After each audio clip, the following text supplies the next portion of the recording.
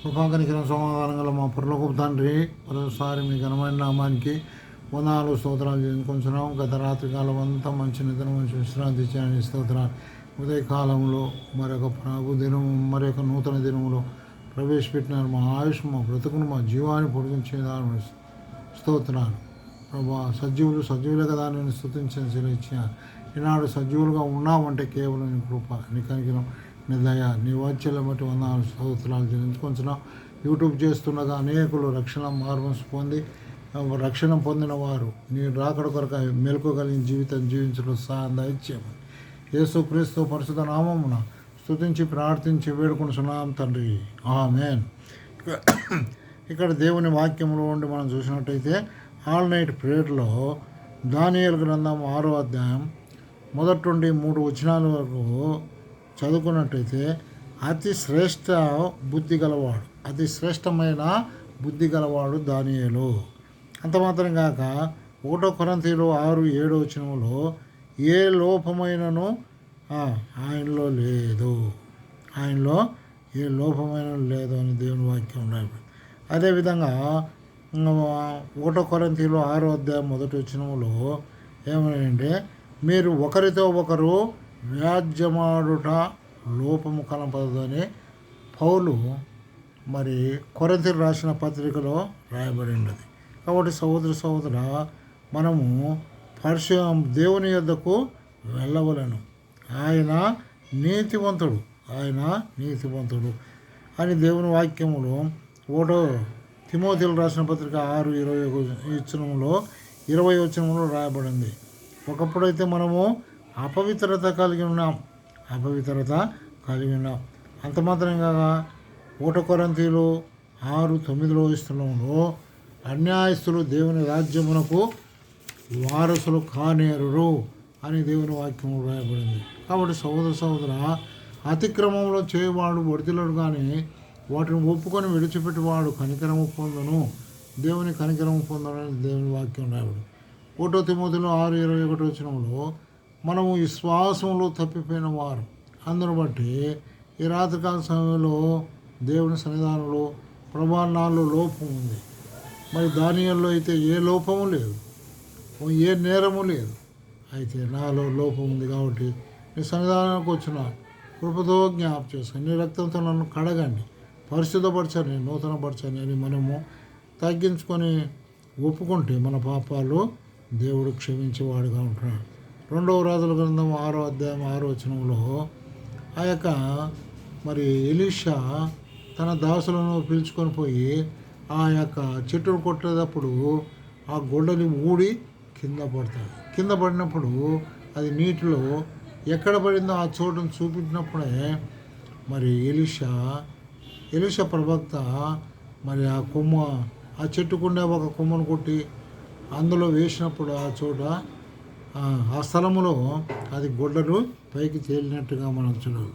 ఎక్కడైతే మనం పాపంలో పడి ఉన్నామో అక్కడనే మనం ప్రార్థన చేసినట్టయితే, అది జ్ఞాపకం చేసుకొని ప్రార్థన చేసినట్టయితే దేవుడు కనికరించి మనల్ని లేవనెత్తే వాడుగా ఉంటున్నాడు.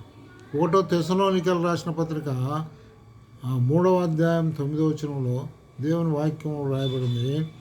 ప్రేమలో లోపము నీలో ఆనాడు తెస్సలోనికలకు రాసిన పత్రికలో పౌలు అంటున్నాడు, విశ్వాసంలో లోపం ఉన్నదని సెలవిస్తున్నాడు. అంత మాత్రం కాక యోహాను సువార్త 20వ అధ్యాయం 25వ వచనంలో తోమా కొడుక అపనమ్మకం కలిగినాడు, తోమా కొడుక లోపము కన్నీరట్టుగా మనం చూడుతున్నాం. తక్కిన శిశువులంతా మేము యేసు ప్రభువును చూసినామంటే నేను మాత్రం చూసి నమ్మితే కానీ నేను నమ్మను. ఆయన అరిచేతుల్లో ఏలు పెట్టి ప్రక్కన చేయి పెట్టి చూస్తే కానీ నేను నమ్మను అన్నాడు. కాబట్టి ఇంకా దేవుని వాక్యంలో చూసినట్టయితే అపోస్తల కార్యం 12వ అధ్యాయం 13వ వచనంలో రోదే అని చిన్న పాప పౌలు పేతురు వచ్చినాడని నమ్మి ఆమె మందిరానికి వెళ్ళి లోపల సంఘస్థులతో చెప్తే వారు నమ్మకపోతున్నారు. అయితే ఆమె రోదే అనే స్త్రీ, ఆ పాప ఎంత విశ్వాసము మనం కలిగి ఉన్నట్టుగా మనం చదువుతాం. కాబట్టి విశ్వాసములో లోపం. మరి తోమాలో విశ్వాసం లేకపోయింది. తర్వాత సహోదర తెస్సలోనిక సంఘంలో కూడా విశ్వాస లోపము కలిగినట్టుగా మనం చూడగలుగుతాం. అందుకొరక 1 తిమోతి 6:10 నమ్మకం నుండి తొలగిపోవట అపనమ్మకం. అందుకొరక మార్క్స్ వార్త 9:22 ప్రభా నమ్ముతున్నాను, నాకు అపనమ్మకం కలగకుండా సహాయం చేయమని ఆ యవనస్తుడు యేసు ప్రభువుని ఏడుకున్నట్టుగా మనం చూడగలుగుతాం. కాబట్టి యాకోబు రాసిన పత్రిక 3:2 మరి మాటల్లో లోపము, మనం మాట్లాడే మాటల్లో లోపం లేని వారిగా ఉండాలి. యోబు అంటున్నాడు, యోబు గ్రంథం 2:10 భార్యతో అంటున్నాడు, నువ్వు మూర్ఖురాలు మాట్లాడినట్టు మాట్లాడుతున్నావు అంటున్నాడు. అంత మాత్రం కాక యోబు నోటితోనైనాను పాపము చేయలేదని దేవుని వాక్యం రాయబడింది. ఈ విధంగా తీతు రాసిన పత్రిక 2:4-5 ప్రేమ సహనములో మనము లోపం కలిగిన వారుగా ఉంటున్నాం. 1 యోహాను 2:15-16 రాయబడింది, లోకమైనను లోకములో ఉన్న వాటినైనా ఆశింపకూడదు. ఎవడైతే లోకమును ప్రేమించినాడో అటువాడు దేవుని ప్రేమ ఉండదు అని దేవుని వాక్యం రాయబడింది.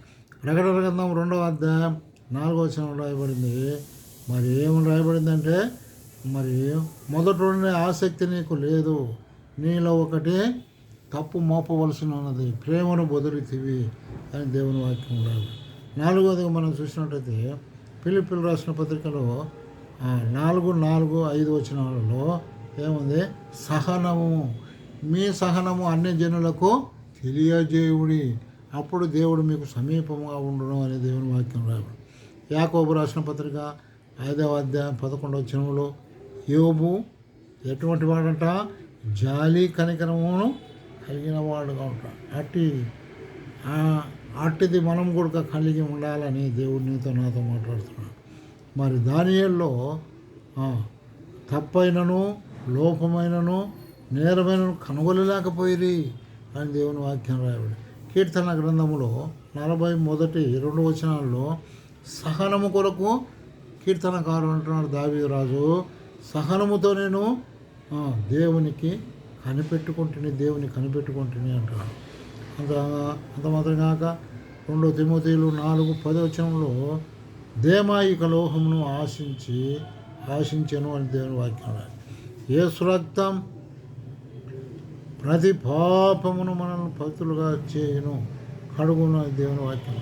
మన పాపములు మనం ఒప్పుకునే ఎడల ఆయన నమ్మదగిన వాడు, నీతివంతుడు కనుక ఆయన మన పాపమును క్షమించి సమస్త దుర్నీతి నుండి మనల్ని పవిత్రులుగా చేయనని దేవుని వాక్యం రాయబడింది. కాబట్టి సహోదర మరి మనం ఎక్కడైతే తప్పిపోయినామో, ఎక్కడైతే లోపం కలిగి ఉంటున్నామో, దానియేలు వలె ప్రభా లోపం లేని వారిగా నీవు నేను జీవితాన్ని జీవించినట్లయితే మనం ఆయన సన్నిధానంలో కనపడేవారిగా ఉంటాం. లేకపోతే ఆయన వచ్చు రాకట్లో నీవు నేను ఎత్తబడి.